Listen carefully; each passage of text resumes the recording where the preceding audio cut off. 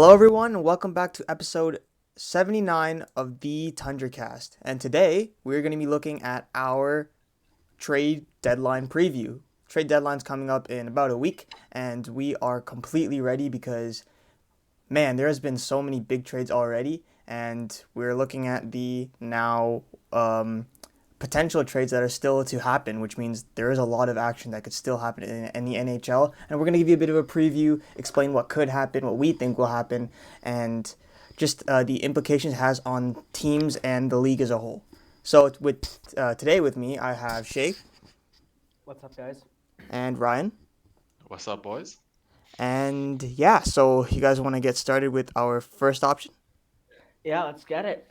Okay, so this is an article by the fourth period that looks at the trade deadline options, and it has them ranked as which ones are the biggest ones, and I think they start off with Timo Meyer for the San Jose Sharks. So what do you guys think about this one? So I think obviously no brainer. Timo Meyer is the number one guy. That if you're looking for an impact player, he's it, right? I think he's the only real remaining bona fide elite first line talent. And I know the second guy on this list is also great, but you know, he's a little bit older now. This is a guy in his prime, 26 years old, having his second, on pace for a point per game season, 40 goals. Um, and he's going to be a really, really huge boost to whoever does acquire him at the deadline this year. Fun fact. Um, Back when we did the Hot Takes podcast, I think that was around September or October. I predicted that Timo Meyer would be going to New Jersey, and lo and behold, the front runner right now are the New Jersey Devils. So I don't know. Not I don't want to toot my own horn here, but I think I'm a genius. Um, but I agree with you, I'm Shae. I'm starting to kind of sway away from that. I think Carolina is a team that could really offer a lot. It's kind of like at this point for Carolina is do or die. They've haven't had a lot of playoff success since their run in 2019 where they got to the conference final. It's been early exit after early exit. And you look at the forecourt there in Carolina, right? You got Natchez, you got Aho, Jarvis. Ever since I called him out for his terrible season, he's been better. Teravainen's still there. Um, as always, a strong defensive core. And Freddie Anderson has been rebounding as well. So, if Carolina wants to make noise in that division and they add Timo Meyer, I think that can be a perfect fit for them. They have the assets to do so, like New Jersey, but if I'm New Jersey, they probably have to give up a Dawson Mercer and Alex Holtz, maybe even a Fabian Zetterlund, right? And no, I think New Jersey should just stay the course right now. Just keep the guys they have and build upon that. But for a team like Carolina, I think it's time to go all in. Yeah, I mean, especially the situation right now revolving Carolina. They thought they had a guy who would kind of replace Vinny Trocheck's production on that in that top six. uh, and with Max Pacioretty, and obviously, they tried to stash him on IR, and when he did come back, he was incredible. And as a Max Pacioretty fantasy owner, I was very happy about that. But I'm sure, just like me, the Hurricanes front office was pretty devastated when he went down with another Achilles injury, and so they need a guy. They need a guy in that top six right now, and I think we talked about how Carolina probably has to give up. New Jersey has to give up a guy like Dawson Mercer. I think the starting point in any trade package probably includes Seth Jarvis for Carolina. But I think the difference between Carolina and New Jersey is that Carolina is in a stage of their process where giving up a guy like Seth Jarvis to get a Timo Meyer to really make that cup run is worth it. Mm-hmm. Whereas for New Jersey, I'm not as confident in saying that this is a risk they should take. Personally, if I was New Jersey, with Dustin Mercer, he's been incredible. He had a game winner the like 2 nights ago. Great player. On pace for like 50, 55 points or something like that. But you're hoping that within the next 3, 4 years he can become an all-star caliber player.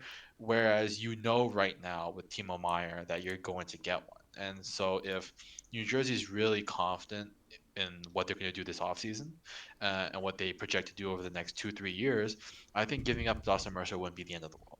But I definitely would understand any hesitancy the front office has because Dawson Mercer is an incredible player, and I think he's more integral to New Jersey's future than a guy like Seth Jarvis would be to Carolina. Um, and so yeah, I think those are definitely the only two teams that have a realistic shot of getting him though. I'd Yeah. be shocked if anyone else threw their name in the hat. So I'm gonna agree with both of you saying that Carolina is probably the better option here. Um, Mostly because New Jersey pretty much just came out of their rebuild. This is the first season where they've really shown that they can, you know, compete for a Stanley Cup. And, that's usually a sign like you want to go out and get a big piece to add. But at the same time, New Jersey has so much like room to improve. Whereas someone getting like Timo Meyer, even though he's not that old himself and he's on and he has the RFA status after the season ends, giving up a young player that has so much potential like Dawson Mercer, that takes away from your future, which is what Ryan was mentioning. And, he's like going to be someone really good, maybe even better than Timo Meyer at some point in his career. And, New Jersey's future window is like really open. Like it's open for a while now. So, they don't want to be shortening that by getting someone like Timo Meyer. So I do agree that Carolina, who's not necessarily coming to the end of their window, but they're farther along in it at least than New Jersey is a better fit for Timo Meyer. All right, number two. There's only one. We know where Patrick Kane's gonna go. It's been basically confirmed for a few days now. I'm curious to see the package the Rangers give up. Speaking about the Rangers, by the way, they did make a trade as of the day we're recording this in Vitaly Kravtsov. Kind of shocked at the package. I mean, Lockwood in the seventh. Mm-hmm. I think they wanted like a second round pick back, and yeah, they kind of got nothing. So, but they also waived Jake Lasician. So they are making up the cap room from Patrick Kane. I'm just curious to see what the return's going to be. Yeah, it's weird because this trade, like you said, has been confirmed for a while now, and even with the like other teams, we like that Boston trade that they said was going to happen. Was it With Gavrikov, yeah. Yeah, Gavrikov's like, okay, we're gonna wait for the cap space to clear up and then we're gonna do it, but then it just never happened and they ended up getting Orlov.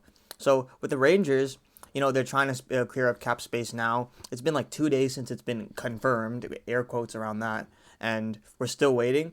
So it could fall through at any point, but at this point, the Rangers, they probably are the best fit, and also they obviously got a big player in Tarasenko. So that loads up their offensive core, and if Shesterkin can find his flow again, that kind of like offsets the defensive liability that Kane is, because he really is not good at that part of the game, and so if they can put him out in the right situations and Shesterkin can bring his game up to what it was before, or even like half of what it was before, because he was insane last season. He's been struggling the last couple of games, though, huh? Mm-hmm, Man, yeah, some of those save percentages look kind of brutal. it's been tough for him. Yeah, so yeah, I think the Rangers, they are they are the front runners right now, and I could see Kane fitting on this team, but at the same time, like their whole playoff hope is completely, you know, bent on if Shesterkin can find form again, and that's usually how it is because goalies are important.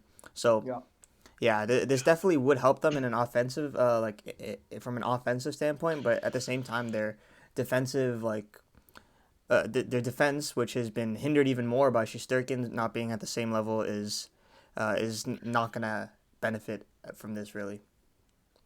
Yeah, I'm just thinking of how lethal that power play unit would be. I mean, you got True. Panarin, Tarasenko, Fox, Zibanejad, and Kreider. Probably. Great first unit. I mean, that's a great first unit. I know there's a name that I'm forgetting that would probably. I mean, Hedo's probably on the second unit with Keandre Miller. Mans forgot Tarasenko.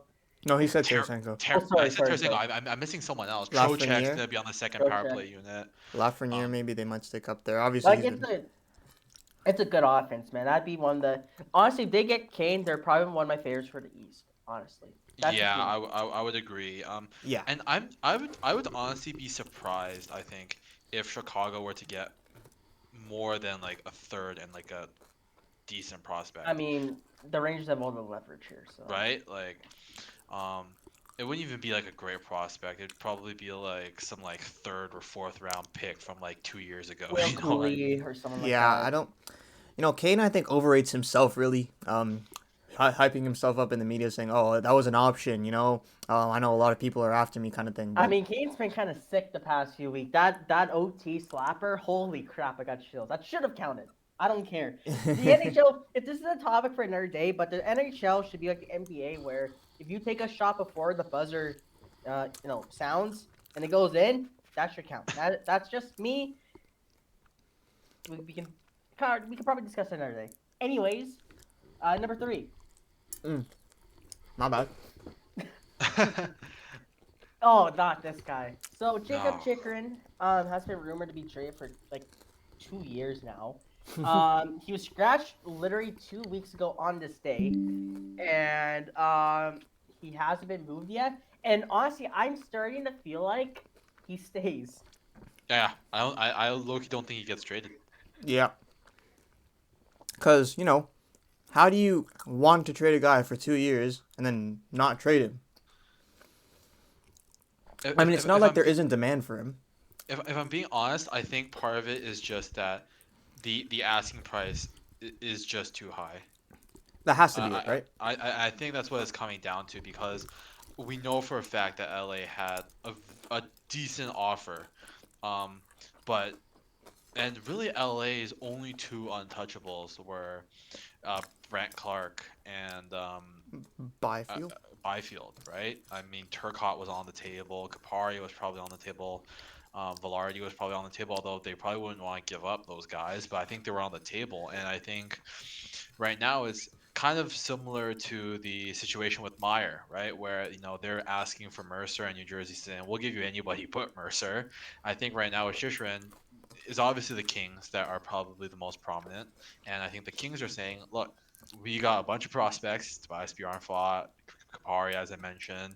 We got a lot of great players, but the only two we're not letting you take is Byfield or Brant Clark. And right now it's a game of chicken because Arizona's going, well, trade deadline's in a week, and we want one of those two guys. So if you want Shishrin for the rest of this year, you're gonna have to give us one of them. And I just think that a huge part of and Jacob Shishrin's a great player, don't get me wrong, but I think part of his value is kind of really inflated right now because he still has basic 2.5 years left on his contract. Mm-hmm. I think some teams might be going, Arizona is kind of being a prick about this whole thing, sitting him out with 2 weeks before the deadline to draw in interest, setting this astronomically high asking price, asking for, top prospects, multiple top prospects or picks.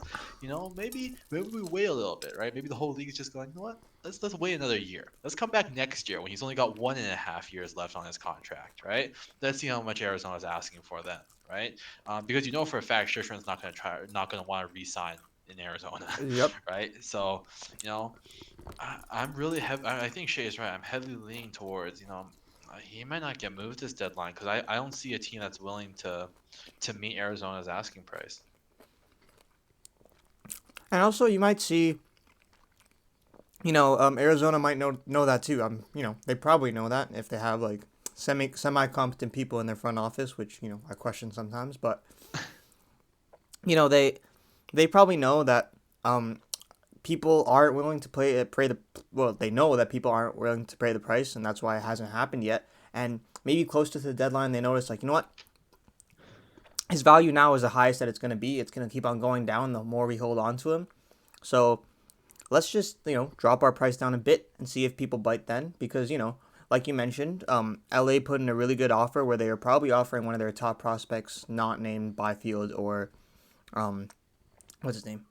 Brent Clark. Yeah, Brant Clark. And in that case, you still get a really good return if you're Arizona. And yes, you probably didn't get the same as much as you wanted, but at the same time, what you wanted is definitely too much for Jacob Chitrin, even though he is such a good player. So Just one thing, Jeff Merrick's reporting Dante Fabro likely to be moved before Friday.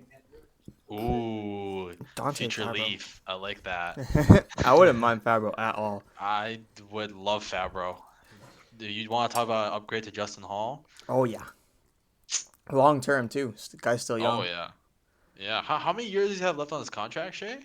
I think 2. I'll double check. Who needs Jacob Shishrin? You know, Look, all I'm gonna say is if Nashville was only asking for a second round pick for Nino Niederreiter, Sorry, he's an RFA this year. oh, no, well it's fine. It's fine. He's an RFA. We got his rights. Give him the And qualifying sorry, option. Tanishino likely to be traded as well. okay. Well, Janot's dropped off, so Hey, we can still use him though. Yo, I changed my mock trade idea. Actually, no. Honestly, I don't know who I would consider. I have one mock trade that I had in mind. I think Shae and Q have already both seen it. Well, we'll talk about it on number 11 in this list. But I did have a mock trade. All right, number 4. Let's get right to it. all right. Oh, okay. I'll let you guys talk about Gav first. So yeah, this is a bit of a conundrum because we were like 99 to 100% sure that he was going to Boston, and it kind of Really made excited about sense, that, too. but at the same time it didn't really make sense. And then Boston went out and got Orlov, a much better defenseman. Yeah. So they definitely made the right move there, which hurts my brain, but still. And yeah, so now I'm like, I don't know, where the hell would this guy go? He's still an option for the Leafs, who have been looking I for a hope not, defenseman, though. which I I don't hope want. not, though. I low-key don't want him. Yeah, He hasn't been great this year. yeah, and it's not like the same it's not the same case as like Ryan O'Reilly, who is having a off season, and it's definitely an off season because he's always been really good. Gavrikov, he hasn't been good this year, but at the same time, it's not like he's been exponentially worse than he was before. He's a good defenseman. He's not an amazing defenseman that dropped down to be this bad. So his value is pretty low considering what he's been before, but at the same time, it's too high for someone that's been playing at the level he has been this year. So I really don't know where he'll go, to be honest. I mean, the teams reported. I mean, I could see Los Angeles. If they really just balk at the idea of Shishra and they just go, you know what, like we just give up on trying to get him. I mean, I could see them making a swing for Gavrikov. They are looking for a younger defenseman that's an upgrade over what they currently have.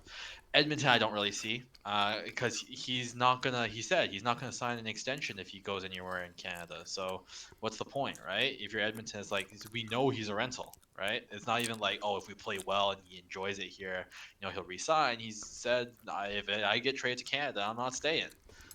Boston's obviously out of the picture. Calgary and Winnipeg are therefore also out. And I mean, play style wise, I could see him on Minnesota, right? But is Minnesota really in a position right now where they should be buying?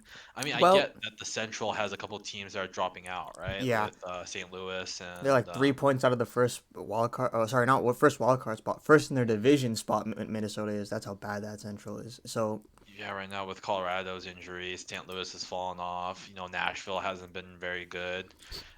It's just I don't know. I just feel like this Minnesota team, like I think Minnesota's priority should be finding their Kevin Fiala replacement. They traded him last year to LA, and they haven't had a replacement for him since. And that entire team has just suffered offensively because of it. I think they're the seventh worst in the league for goals for per game, and all six of the teams that are below them in that list are currently in the Bedard tank. Like that's not good company to put yourself with, especially if you want to win in the playoffs. And I get you don't need to score a bunch of goals, and playoff hockey's slower, more physical, and that fits into the Wild's kind of play style. But at the end of the day, you still gotta score goals to win games. And I just don't think that Gavrikov should be the priority if you're a team like Minnesota. Yeah, I agree with everything you guys said. I don't think I have anything to add on. I just think he's overrated. yeah, He was good a few years ago, in case I recall, but I don't know. I think I read some stat. I think it was from Aaron Portzlander, athletic writer for the Jackets. The Jackets are way better defensively when he isn't playing. So that just wow. kind of goes to show you how this guy is. All right. Knowing we say all of this, and then somehow Edmonton or Toronto trades for him, and then he Yeah, I that'd goes be don't to free want great. it. agency. Oh, speaking about a guy I don't want, Ivan Barbashev is is a weird player. The skill is there, but I don't know. He just seems kind of there for me, and he's not the greatest defensively. 5v5, he's okay, but like, I see that 60-point season, and I'm like, okay, that's probably an outlier. If it's gonna cost you a second at prospect, that's an overpay, especially if what Nino Niederreiter went for today. And for people who don't know me that well, I was pretty pissed off when that happened. You can ask Ryan about that. I was fuming. But I don't even know where Barbashev goes. Like maybe Vegas, they opened up the cap space by putting Stone in LTIR. Like I don't know. Pittsburgh has to do something. Maybe he goes there. Maybe the Blues claiming Kapanen has to do something with Barbashev and be like, hey, if you claim Kapanen, no, you want to take Barbashev? That's just me spitballing. No, I don't think Winnipeg would be on him anymore since we got Niederreiter. Carolina, New Jersey, maybe if they miss it on Timo Meyer. Like, I don't know. What are your guys' thoughts? I agree with you that Barbashev's a bit of a glorified bottom six forward because you know the 60-point season, like you mentioned, is pretty much an outlier, and he hasn't even been close to matching that this season. So I don't really know which team would pay, because his value is pretty high after what he did last season. So I don't know which team would pay a like a second or something like that for a player that's gonna like be in your bottom six. Like it's saying middle six here, but I don't really think that if you're a playoff team, you want this guy on your second line. It's third Yeah, line or below for me. I mean, And to be fair to Barbashev, I think I don't think he's a 60-point guy, but I do think that he can give you anywhere from 40 to 50 points a season. I think part of his struggles this season has just been St. Louis as a team hasn't been very good, and they've tried shuffling the lines, and the St. Louis was one of the deeper teams. They had like three lines of just like decent, solid players that they could rotate: O'Reilly, Kyrou, Saad, Barbashev, Oram. Thomas, and I forget the other couple guys, but they had like nine guys in that top nine that like could kind of like play anywhere in that first to third line range. I think a team that they have listed here from the fourth period that is very interesting to me though is Seattle because yes. they do have injuries to Burakovsky and Donskoy right now. They're playing Froden on the second line with Schwartz and Wenberg right now. Depending on when these guys come back, if they need a guy, especially since the Pacific is still wide open and they've been, as we mentioned, they have been on a bit of a rough streak this past month. Bring in a guy like Barbashev. Yes, the second and a prospect is probably a lot to give up, but Seattle needs to generate some excitement around their team, right? They had a abysmal season last year, and obviously Matty Beniers has been great, and they're hoping Shane Wright is going to be very good in the next couple of years. But you need a playoff run to generate some excitement, more excitement about this team, right? Yeah, That's why Vegas plays such a emphasis on winning early on, right? And I think bringing a guy like Barbashev, I think he's a guy that you could extend too. And I think if you extend him, you have like a forward core where no, there's no one exceptional. You don't have a superstar, right, on that forward group, but you got like four lines that you can rotate, and it'll be a really deep team. Like if they're fully healthy, can you imagine a forward core with McCann, Beniers, Eberle, Schwartz, you know, Burakovsky with like a Wenberg or Yanni Gord, and then you have Tolvanen, Barbashev, Bjorkstrand, and the fourth line with like Tanev and Donskoy. If he comes back, he probably won't. Donskoy and Donato. Like yeah, that's a pretty solid forward group, and especially in the Pacific Division, like you could win some games with that. Especially since we know that Seattle's defense is really good too this year. for sure. All right. It's number 6. Now, they actually just mentioned JVR on the Saturday headlines segment, and they literally said the exact same teams linked here. Now, I mean, we just talked about Winnipeg. I don't think they'll get JVR. You got you. I think it was Ryan who mentioned about trying to find a replacement for Fiala. And even, I mean, although JVR is nowhere close to the caliber of a player Fiala is, Minnesota just needs more depth on the forward court. That he's a very Daryl Sutter type player. Even though I don't think Calgary should be buying at all, I think they should be selling. You know what? I'm just gonna say Dallas. I think Dallas needs to do something. They've been sliding down the past few weeks. They look great early on, but some bad habits are creeping back into their game. And I feel like you need a forward to play beside Tyler Seguin. I mean, Jamie Benn's been rejuvenated. I think he's playing with Wyatt Johnston. But I think you need a winger for Tyler Seguin. You need to get him going. He's making $9.5 million or something like that. Jeez. I think he's a pretty. I think he fit Pete DeBoer's system. So I'm just gonna say Dallas. Um, I Dallas isn't a bad option at all. I do think that. All right, this is gonna be controversial, but I think that Minnesota might fit because not because they've got cap space. They've been like basically buying draft picks for the last couple weeks, and if they have problems scoring. JVR isn't an amazing scorer by any sense of the word, but he would definitely help with that, and it's not like it take a lot of assets to get him either, which is what Minnesota is trying to do is preserve their assets. So I think that Minnesota might take a look at JVR. Um, yes, he's a bit older, but the team in Minnesota in general not exactly is not exactly extremely young. So it's definitely a short term option. And he's not like he would be on Kaprizov's other wing for like the rest of his career or something like that. But Yeah. I feel like it's a short term option because Minnesota does need to improve their scoring, like Ryan mentioned, and uh, he's not an amazing defensive player. So it doesn't help their stifling defensive structure, but it definitely helps with the part that they're struggling with, which is their goal scoring. And he plays hard in front of the net, and crashing the net is He's kind a of playoff type built player. exactly right. So it's the type of Like honestly, like I think any team could use a JVR. Like I wouldn't even be upset if Edmonton brought him in for 50% retain. Like I think any team could use JVR in the playoffs and they'll be happy with what he brings.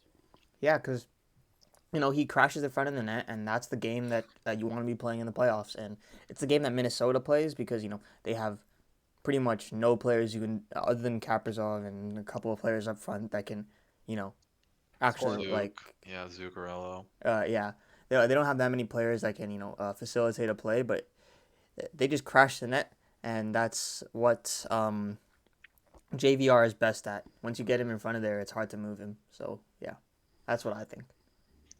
Yeah, I mean, just for the sake of switching it up, so we don't talk about the same team, right? You mentioned Dallas, who I think would actually be a very fun. I'm just trying to imagine a team trying to deal with if you put JVR and Jamie Benn on the power play, you just stick Oh both my of them in front of god. the net. Oof. Assholes God, galore, man. yeah, Holy. like goaltenders would have a hell of a time trying to work the crease.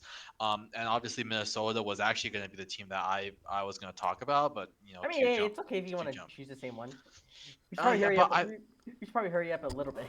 yeah, I'm interested in Vegas though because Oh I yeah. I think Yeah. Always. they got that cap space for next year at least now that they've moved Weber, but they And have some like Vegas is LTIR like to the work one with. team that can actually take on the full cap hit. I'm not saying they should. That'd be a mistake, but they have more flexibility than other teams. And what's really underrated is I think he would slot on their power play one, which isn't necessarily something that you could say for these other two teams, Yeah. because he would fit into that Mark Stone role where he plays in that pivot area in front of the net, where John Tavares plays the bumper role, where John Tavares plays for Toronto. He would slot right in there because Mark Stone plays that role for Vegas, and he's hurt now. So Yeah. you know, yeah, I would say Vegas is a sneaky team. Okay. Number 7. I think it's Luke Shen. Yeah, I mean, third pair guy. I mean, if a contender wants him, sure, bring him in. Like, he shouldn't net more than a third round pick. I mean, if he does, and it seems like just Tampa Bay all written over it Yeah, because it's Tampa Bay and they like their gritty players. In their like in the lower part of their lineup at least, right? Yeah, So like you mentioned, Luke Shen's bottom pair, but and that's like what he's good at. You know, just play that gritty, like not offensive, sorry, uh, physical type of game, and Tampa's had that in their bottom six and uh, uh, bottom six forwards and like bottom pairing, and Zach Bogosian. Yeah. Patrick Maroon is still on that team for that only reason. So yeah, so I think it has. You're definitely right. This is only Tampa. Toronto has been said, but I don't want that. I think that Please no. he's not really an upgrade to anything the Leafs have right now. So Edmonton, I could actually kind of see. You agree with that, Shay? I feel like he would maybe add a bit. They need a difference maker in the top four, like a Chikrin or a Carlson, in my opinion. I don't think adding Luke Shen's gonna fix anything. If they get him, that's fine, but that's their main ad. I'd be very disappointed. He's gonna lose it. Yeah, trust me.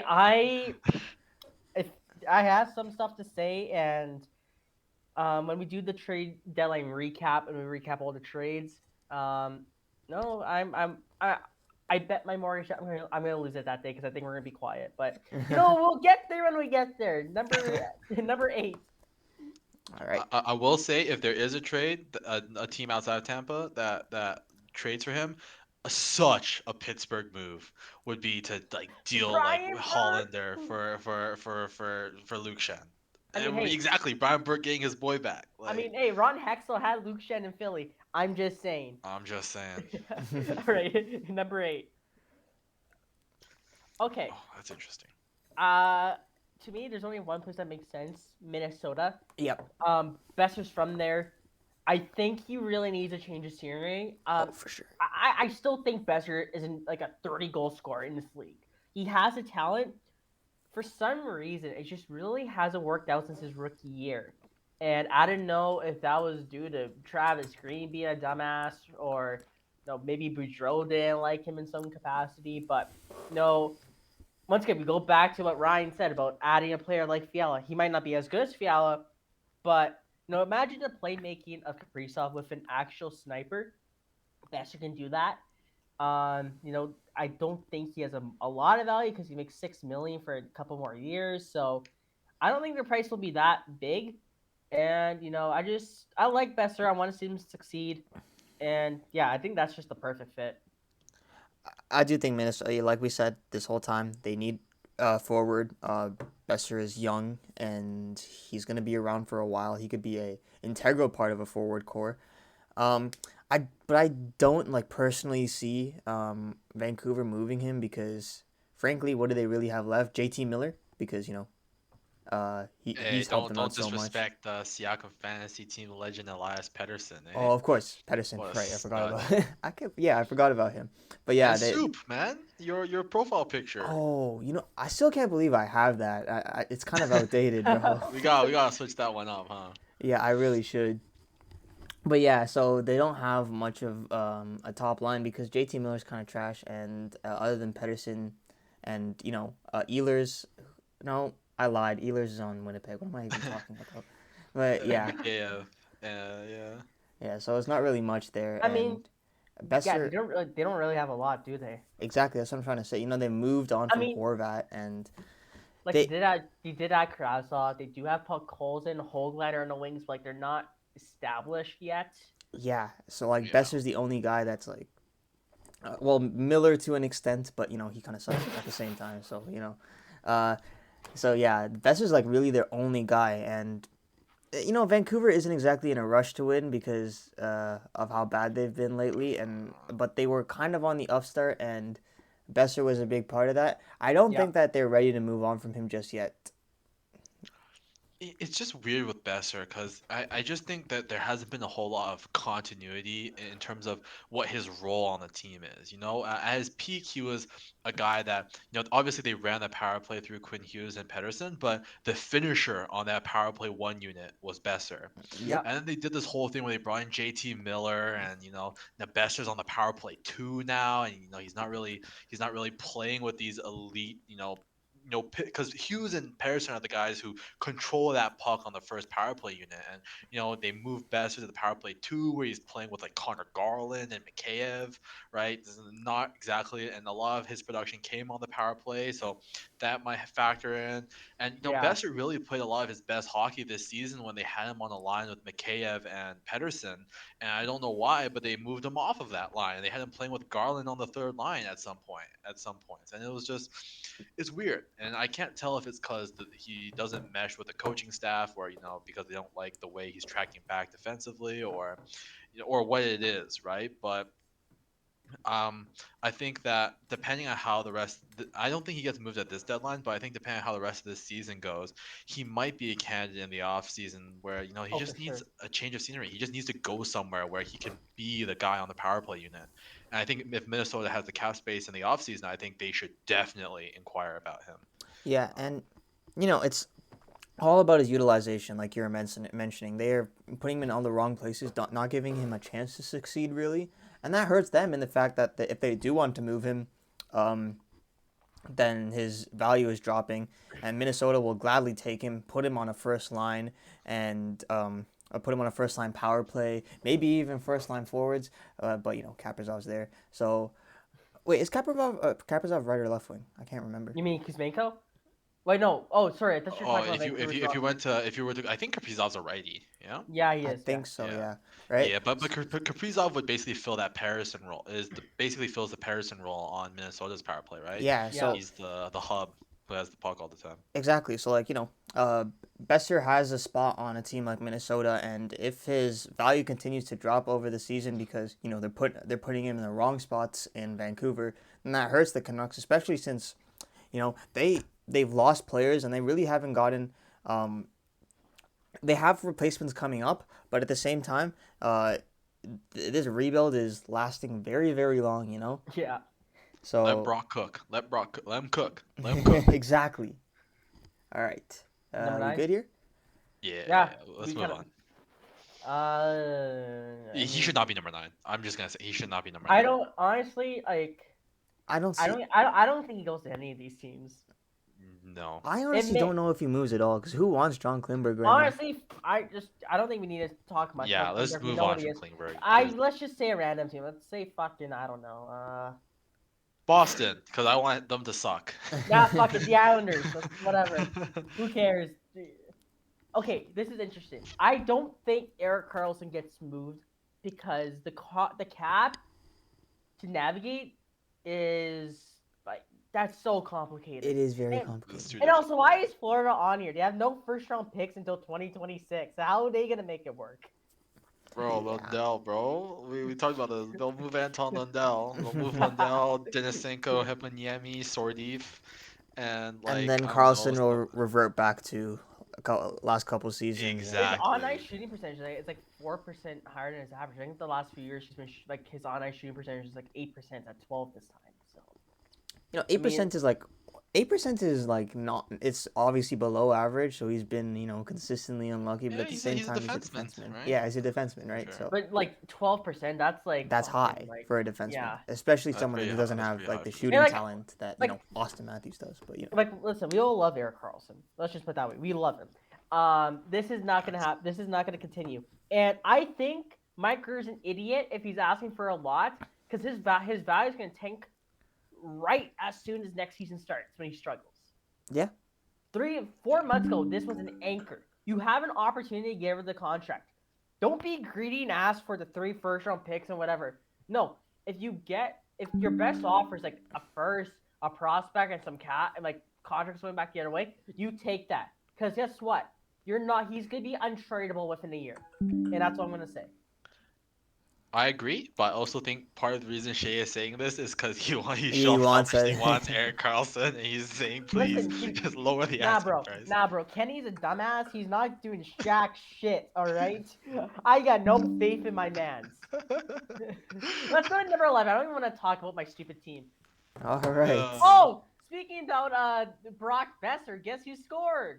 Oh, Brock? good for him. Let's go, Boy. Brock. Yo, who's he playing with right now? I haven't I checked Vancouver. saw Garland on the ice. I don't know who Ah. the center is. Of course. See, that's what Garland. I'm saying, man. Like, why are they playing my boy on the third line? Yeah. Tough. All right, number 11. Now, this is interesting. I think the most likely spot for Jake McCabe is going to be LA. I think they're going to get away from Jacob Chikrin and they're going to go for Jake McCabe. That's my personal opinion. I mean, McCabe is definitely like the most. Uh, okay, well, here's the thing. I feel like okay, while Los Angeles he does kind of fit Los Angeles's bill, I don't think he fits it perfectly to the point that Chikrin does, and I feel like Gavrikov fits it a bit better. Um, just because he's younger, even if it's 2 years. Um, McCabe is obviously a pretty good defenseman. 4 million is too much, in my opinion, but not by much. If you retain like even 25%, that's a decent deal right there. So I don't know. I think that he goes to a genuine contender. If I had to choose one, it would be Boston, which hurts me, but because he would help them. But I could see Los Angeles working if they don't get Chikrin, but I do think they would go for Gavrikov first.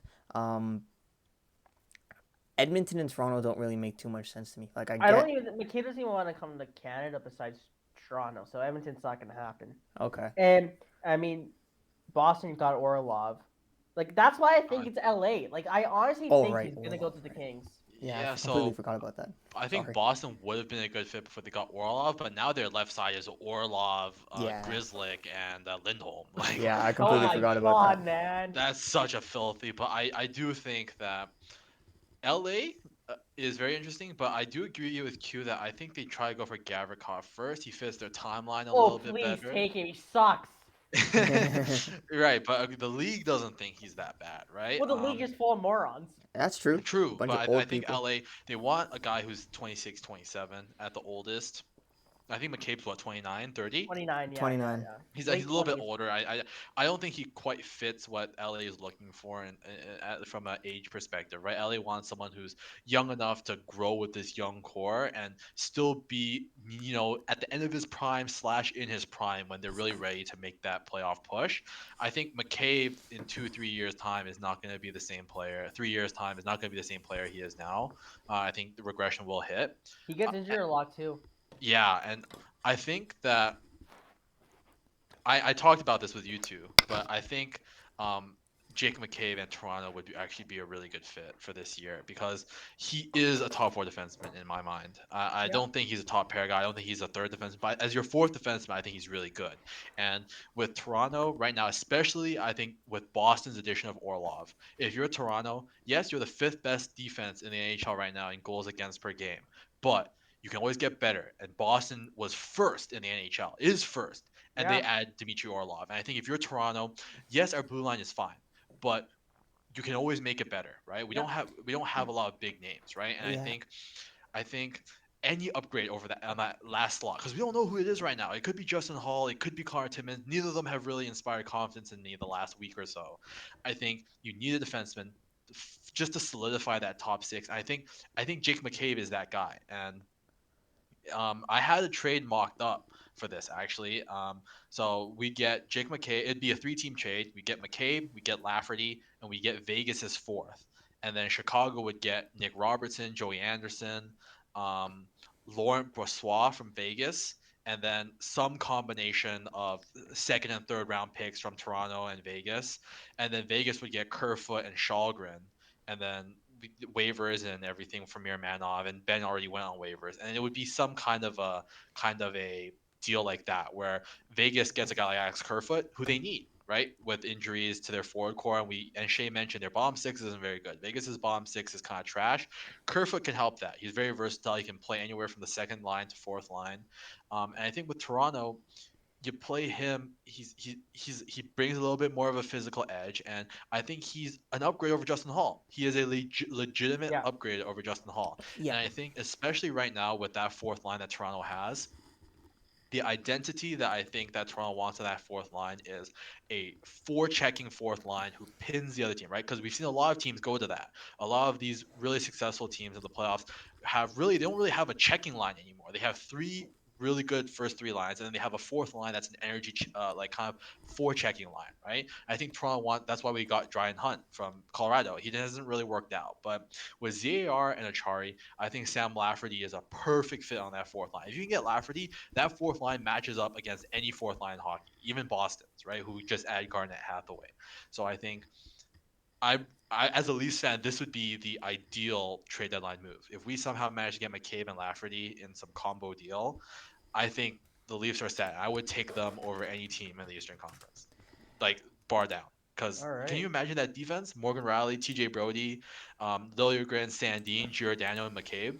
That's good defense. Like that's a good defense, man. Yeah, okay, so I do agree with you with the Lafferty part at least, because I mean, there isn't many teams that wouldn't want Lafferty.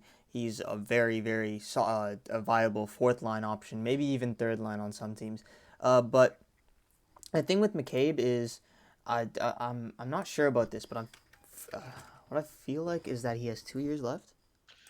Yeah, he has two, so it would be retained. There would be salary retention, 50%. Yeah. That would be the caveat. I forgot to mention that. Because I just see him as the Justin Hall replacement because we can get Justin Hall around the same age because Justin Hall is like 29, 30 as well.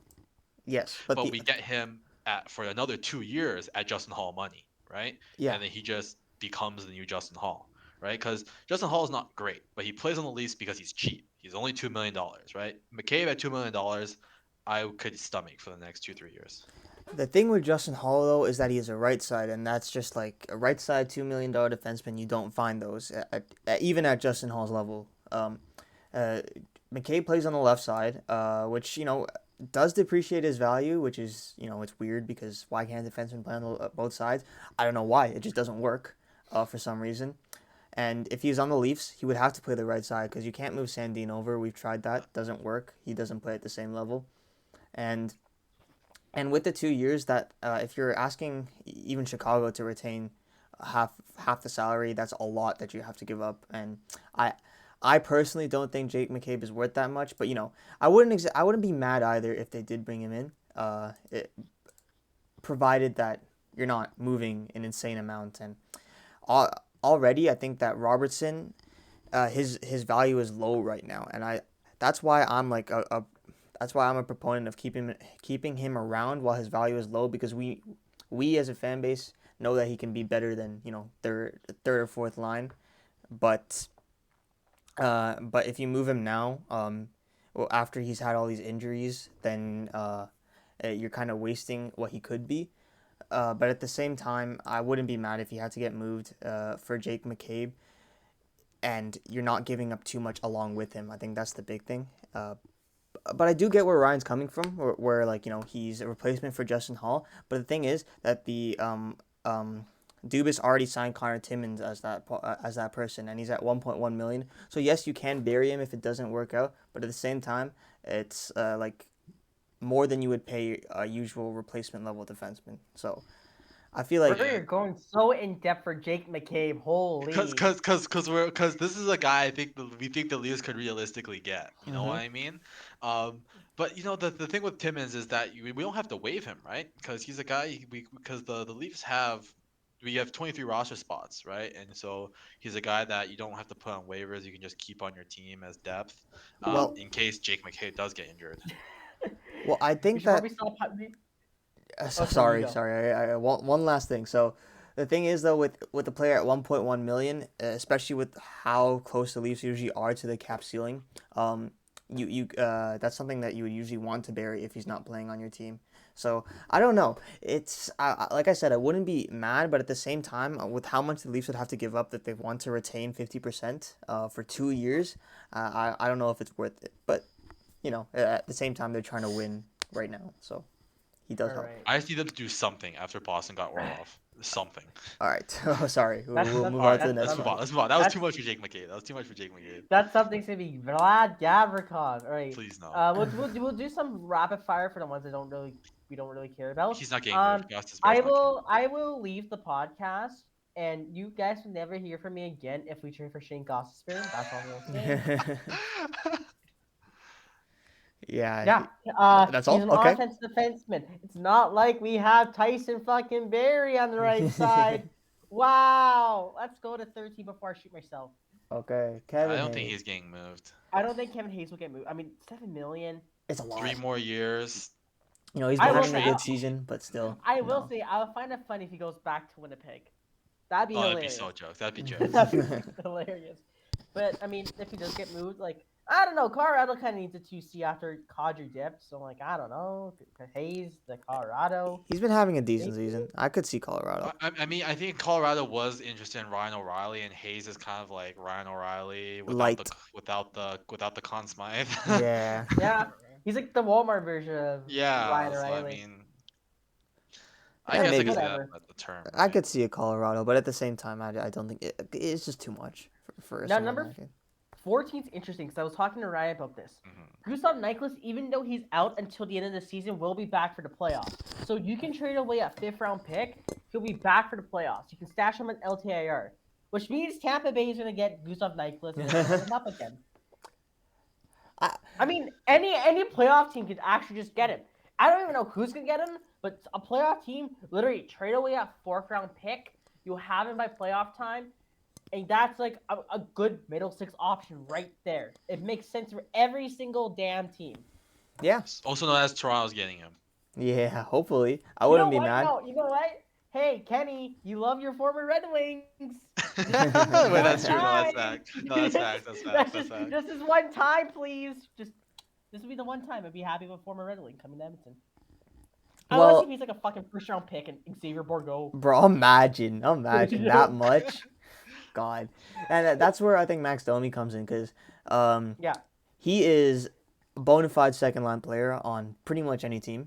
He could even play on first line as at least a complementary role. That's why Kyle Dubas, please. He's Not been gonna good lie, there, man. I He's been wouldn't be good mad there. if we got Domi and Lafferty from Chicago and skipped McKay. Bro, weren't you dissing Domi like last year? Yeah, because I didn't like his attitude, but that's like the same thing as like you know, people hating on Kadri. Like, is he a prick? Yeah, like I hate him, but if he was on my team, I'd love him. Yeah, Like, and I'd even if love, it's bro. Can you imagine Domi on the second line with Tavares and Marner, and then and you then got O'Reilly third with line with Engvall Yarncroke and and like Camp, Engvall. and then you got a fourth line of Achari, ZAR, and oh, what's his name, and Lafferty. Holy. You're forgetting Yarncroke too, by the way. Oh, so we trade Yarncroke, I guess, because you know he's a depth forward now. Like I don't know where he fits in anymore, but like no, probably Engvall. Engvall would probably have to sit out, which would suck because he's had a good year actually. But hey, you Or can just never don't have get too much Lafferty because you can move Camp down to the fourth line. I'm just saying, Laverty, man, that's a Tampa Bay type player right there. Bro, I want to get Lafferty just so Tampa doesn't get him too. like no, I don't want to play against Lafferty in the playoffs. It'd be so annoying. And knowing our luck, Game 7 overtime, Lafferty for some reason is on the ice.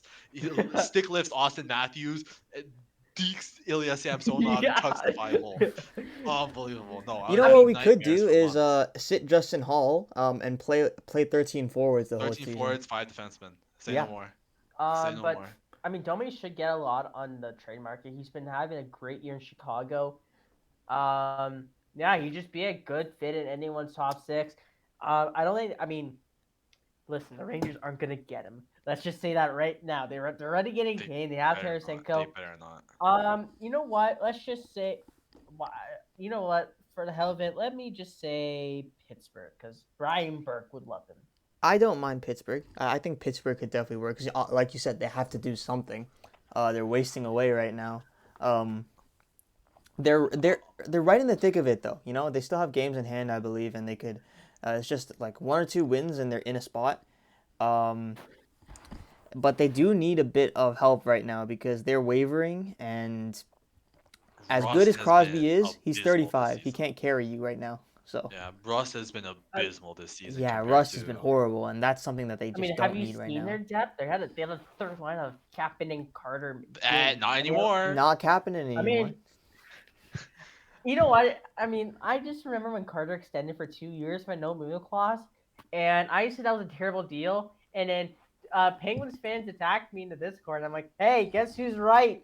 You know, guess who's right? I'll throw one team in here for Max Domi. I think Carolina could dip back into the Max Domi well. They know what they can get from He was him. good there. He was last- fine there. Yeah, right? And if the Timo Meyer thing doesn't work out, right? Niederreiter's already not on the market anymore. I They think could dip Domi's back gonna. in. I think Domi's gonna be a deal where it's gonna be like in a last hour type of thing. Yeah, Because It's probably. like, teams yeah, are gonna be team focused. can't get like their better option, so they come and get Yeah, this guy. I can see that. yeah. All right. The call's gonna end soon, so we'll do this, cut it, then Okay. All All right. right. No. So Yesa, I mean, Yesa probably goes into a deal where, like, for cap reasons, like if they do get Carlson, he's gonna be in there for cap reasons, right? Yep, 3 mil. Yeah. I mean, we already talked about Yesa on the Disappointing Players podcast. I mean, there's not much else to say. He's been struggling. You probably have to pay to get rid of that contract, but if you're gonna get in a player like Eric Carlson, then that could be a positive asset. So to I keep the think that's cap the only number reason that similar. Arizona's there, just because they'd be willing to give something up for him. Like, I mean, Chikrin makes what 4.1 or 7 or something like that. 4.6, I think. So that's a 1.6 difference. The Oilers have you can throw in any player in the like that. That's an easy margin to make up. Basically, that's what I'm Yeah. trying. That's my point. So yes, I don't know where he goes. I mean, maybe he stays. The Oilers are so bipolar when it comes to their players. So we'll see. I mean, he was supposed to be waived like 20 million times this month, and he hasn't been waived. So I don't know what Ken's doing. Yeah, I mean, I'd rather keep Yester than Yamamoto though. Yeah, I don't know what the fuck happened to Yamamoto. The guy's just sluggish. I can't stand it anymore. Just Edmonton things, rely on your four Edmonton players. thinks I love this team, eh? All right. We can probably talk about number 17 before the call-ins. Do we even want to look at these guys anymore? Like, honestly, are they getting moved? Right, let's Ekholm maybe, Monahan maybe. I doubt Talbot gets moved. LeBanc is interesting, number 18. Talbot. Kevin Leaks reported today that Talbot could get moved. Kulikov. Kulikov's like a Gavrikov backup. Yeah, Krug, I doubt gets moved. You're probably getting it. I mean, we can talk about I think that's good enough. The top 17 players. Yeah. I really don't know if any of these guys are getting moved anymore. I mean, Lars Eller, I heard some rumors. It is expiring. Eller would be actually a good ad for any team, to be honest. Like, just a good bomb 6 forward. Where was Toronto? Nick Jensen would be. That's one that comes to my mind. Toronto? Jensen. Nick Jensen's an Oilers? Another former Red Wing. Yes! Yeah, but at the end of the day, a lot of these players are just like, I think we got the big names most likely to get moved. I think we got most of them. Yeah. I think I could do it actually for today. I think so. And honestly, if any of these players do get moved, it's not really worth. It doesn't really warrant a whole like. Honestly, will we even make a video about that kind of deal where Lars Eller gets moved to? I don't know. Depends how many trades happen. Yeah, exactly. That's true. If it's nothing going on, then it becomes big news. Yeah. So make sure, guys, remember we're going to be streaming the trade deadline like always. I'm usually on there, but I won't be on there this time. I got class. I usually skip school when it comes to trade deadline, but guess what? I'm in uni now. I got to take this shit seriously. So I think it'll be Rossi and Patrick. Yeah. And yeah. Maybe Q if Q can find time. I definitely won't because I'll be at work and I definitely can't record a live stream while I'm doing. So when this ended, Linus Omar just got a goalie goal. Against Vancouver. Vancouver type things. Of course, it was Vancouver. Oh my god! Does that count in fantasy if they score? It has to. So. They better, bro. It better. It should be with double. I remember I had a goalie assist in fantasy 2 years ago when we were in the Tundra League. Okay. But my goalies, I didn't get the assist point for it. Oh. Absolutely scammed, by the way. Oh my god, that was hilarious. Man, of course it's Allmark too. He's having such a great season. That was freaking hilarious, man. Anyways, yeah, thank you guys for watching this episode of the Tundra Cast. I think we mentioned the trade deadline stream, unless it got cut off. But yeah, it'll be a fun week. 6 days until the deadline. Teams are gonna be stupid like they always are. There's gonna be some steals like there always are. But yeah, guess what? After Friday, it's the last stretch of the season, guys. We're almost at playoff time, and it'll be fun. It'll be fun to watch. Max Domi, you are a Toronto Maple Leaf. Thank you, everybody. Thank you, everyone. We will see you in the stream.